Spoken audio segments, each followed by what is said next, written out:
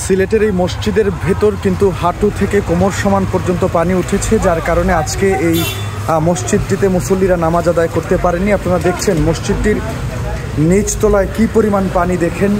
এমত অবস্থায় অত্র এলাকার বাসিন্দারা কিন্তু আজকে এই মসজিদে নামাজ আদায় করতে পারেননি। প্রায় সব জায়গাতেই মসজিদের এই পরিমাণ পানিতে টইটুম্বুর করছে এবং যত সময় গড়াচ্ছে এই পানি কিন্তু ততই বাড়ছে। জলাবদ্ধতার কারণে মসজিদটির নিচতলার প্রায় পুরোটাই কিন্তু পানিতে ডুবে গিয়েছে। এর ফলে মানুষজনদেরকে, অত্র এলাকার মানুষজন বা বাসিন্দা যারা আছেন তারা কিন্তু আজকে এখানে নামাজ আদায় করতে পারেননি এবং চরম ভোগান্তিতে রয়েছেন এখানকার মানুষজন।